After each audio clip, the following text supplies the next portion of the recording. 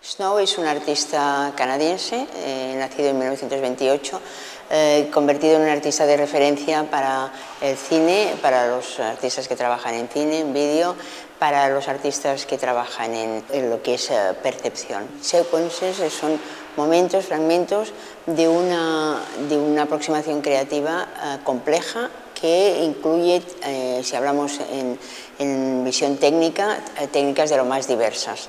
Pero los puntos de unión, lo que el espectador se va a encontrar en el recorrido de esta exposición es la obligación, el empuje que hace el artista a ver, a percibir, a participar, a dejar el cansancio, el querer ver más allá, el profundizar, el querer descubrir qué es la realidad. La exposición nos hace ir de una experiencia a otra y todo está unido por el tema musical, que es una de las partes muy importantes de Snow, ya que inició su periodo de trabajo como músico profesional de jazz.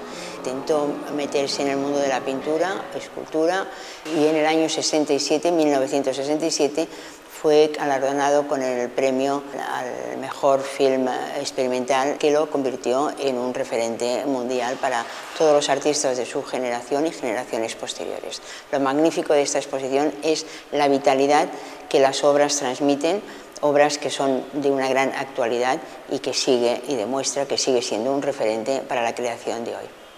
Well, the curator of sequences, Gloria Moura, and I have constructed a kind of retrospective, a very selective retrospective, which uses the physical spaces of La Virreina, which are really quite beautiful, and it was very, very satisfying to be able to work with these spaces.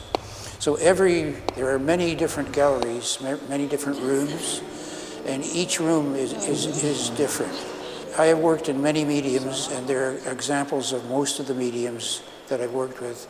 There are many works of sculpture, and there are many video installations, and there are many photographic works, and there are many sound works, which is an unusual category, I suppose, but these are works that have looped sound in some way, and they also have images. Well, in some cases, there are two sound pieces that do not have images at all. Even though my work is extremely varied, it does have a lot of variety, I think.